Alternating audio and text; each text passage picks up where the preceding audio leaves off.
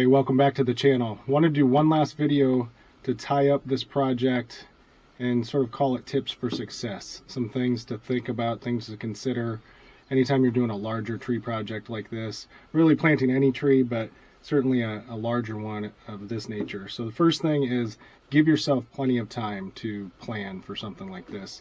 We usually start planning a spring planting for Mother's Day weekend towards the end of the previous year. And so we'll start thinking about locations, we'll start thinking about where's the best place to do this, what variety of trees we want to get, that sort of thing, kind of November, December, because then the state nursery tree sites go live in January.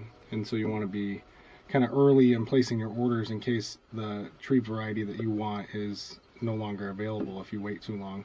And so give yourself plenty of time. If you're planting 8 trees, 10 trees, 20 trees, 100 trees, it is a process. There's a lot that goes into it. So a lot of thought, a lot of consideration, a lot of energy needs to go into making sure that you have everything just kind of dressed the way you want it, so that the actual planting weekend goes smoothly. It's sort of like work backwards, and go from there. So do your research on location, on spacing, on variety, all those things, because that's really going to set you up for success.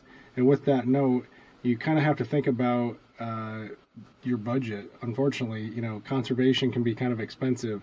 You saw from previous videos, there's a lot of materials that goes into a project like this. There's a lot of expense that comes into play for a project like this. Planting 70 trees with all the materials and time and effort, probably over $1,000. It's not cheap, so think about what your budget is for your project. Thankfully, there's some programs that can offset some of that cost, and that's the next kind of tip for success.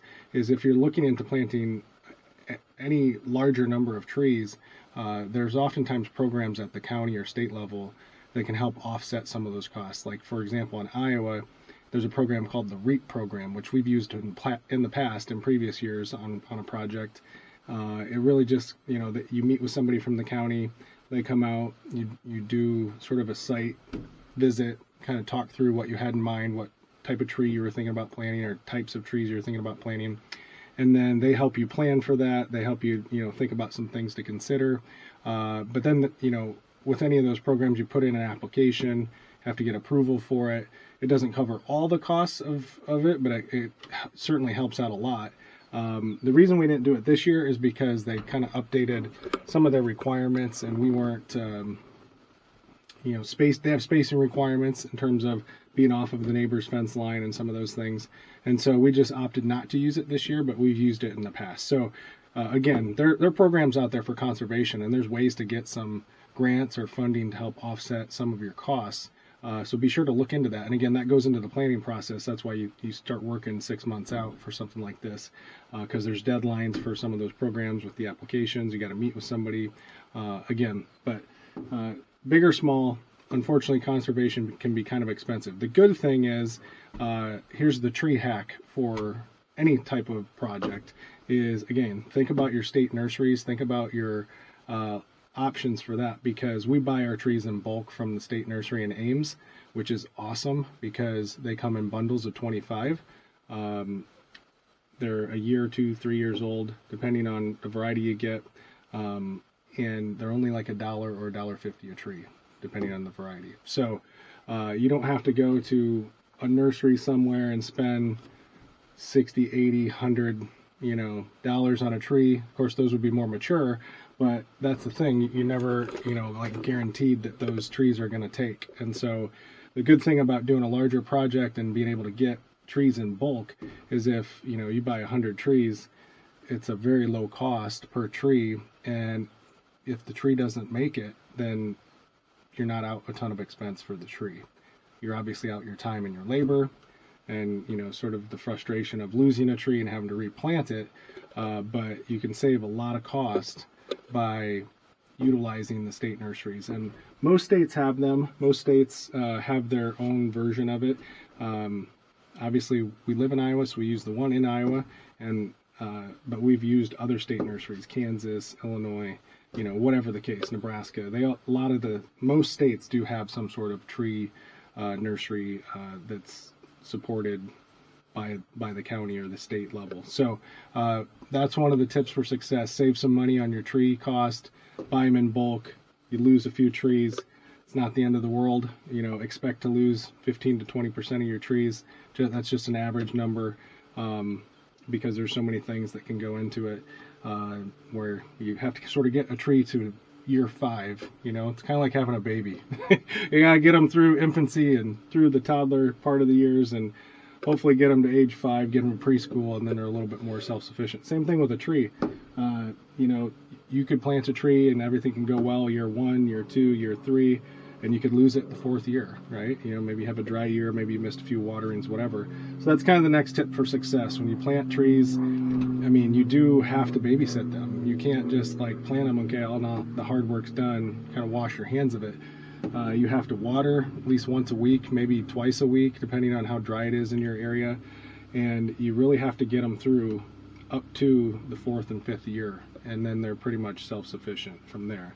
But think about that. Think about when you're selecting a tree variety, like, you know, is that a tree variety that takes easily, or is it one that's really hard to get started? You know, we've had good luck with a number of different varieties, and I'll highlight those in future videos. But, you know, we've also had some struggles with some varieties, and so you plant a variety one year and you lose it a year later or 2 years later, and then you replant it, you lose it. At some point, maybe you cut your losses and go to a different variety. But that's why we do red oaks, that's why we do hackberries, that's why we've done silver maples, we've done service berries. All those that I just mentioned are pretty good about, you know, taking, and you don't have to spend a lot of, I mean, you still have to water, you still have to do tree maintenance. You still have to make sure critters aren't getting at the base of the tree. You still have to make sure the deer, if you're out in the country, aren't mowing them over. That's why we have the T-posts in the ground. But yeah, so think about that too when you're thinking about your, you know, the planning process. Again, 6 months out, 4 months out, thinking about placement, think about variety, but also think about the aftercare. Once you get it in the ground, you're not done. You're not even close to being done. You're just, actually the work's just getting started.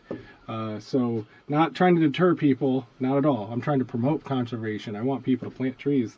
But you have to know what you're getting into. You have to know that there's a lot that goes into it after the fact. And so that's kind of, again, kind of the next tip is once you get it in the ground, being really diligent about, most importantly, watering it the first, you know, few years, making sure that if you got some drier weather, you know, Iowa, we've had a multi-year drought that we just got past recently, but it's been pretty dry the last few weeks here. So we've had to water some other trees that we've planted in years past. So just be cognizant of that. You got to budget not only money, but you got to budget time for sort of the aftercare. Of course, I mentioned in one video, I did a whole video on it. You got to make sure you get your utilities marked before you do a project like this, and make sure, as I mentioned in that video, that they're actually on the part of the property that you think they should be, or, you know, intend them to be. Because sometimes they're looking at utilities in one area and maybe that's not the part of your house or your property where you're actually going to be doing your digging. So you might have to do a follow-up call at some point with them to get them back out here, just to make sure that, call 811 or Iowa One Call if you're in Iowa to get that done. So yeah, so that's kind of some tips for success, you know, on the broader scheme of things. Give yourself plenty of time to plan. 6 months for a larger project. Do the research on the variety of trees. Utilize local programs that might help offset some of the cost of doing a project like this. Set your budget. Plan for the aftercare. Get your sites marked for utilities. Another tip is, again, around materials, and I mentioned this in another video, but we use a company called Tree Pro, which we've had really good success with, for getting the weed mats, the tubes, the stakes that go in the ground for the weed mats, etc. Kind of a hack on the T-posts, you might say. T-posts are very expensive. If you buy them in the store, they're anywhere from almost $5 to $6 a T-post. So I try not to do that unless I absolutely have to. I use Marketplace, Facebook Marketplace, to buy T-posts, and I've had pretty good luck with that. have acquired a lot of T-posts through Marketplace. So use Marketplace to find your T-posts, whether you're looking for the 5-footers, 5.5, 6, whatever it is. It's a great way to sort of keep some of the costs down on the T-posts. What else? I think we've covered most of it. You know, I talked in a couple of videos about watering the ground while we're talking about T-posts, watering the ground, getting it moist so that the T-post just slides right in. You're not having to use the post pounder a lot. There's some other nuances, you know, when you're planting the trees and actually doing the process, which I believe we've covered in each of those videos. But yeah, overall broad message is something like this, big undertaking, takes some time, a lot of planning, but when you do it right, it happens just like this. We're very fortunate, you know, the weekend that we did it, it's a ton of work, it's a lot of hard work, but everything went really smoothly because we've done it before. We planned ahead, had everything in place, had all of our materials around, had all of our support folks around. Again, shout out to my parents for helping and all the great support they provided this weekend, or the previous weekend, so that we could get this done. Yeah, but yeah, let me know in the comment section if you have any questions. I appreciate you guys taking the time to watch this. Again, we're out to promote conservation. Want to get people involved in conservation. Want to get people excited about conservation. Not trying to scare anybody off. I know maybe some of this sounds like it's, you know, off-putting. That's not the case. I just want people to like kind of know what they're getting into, so that they're not disappointed if they plant a tree and it doesn't survive, right? So this is all sort of the intent of all of this, is to help people get the full picture so that they know exactly what they're getting into, so that they can be and have a successful project. So thanks again for watching, and we'll see you soon.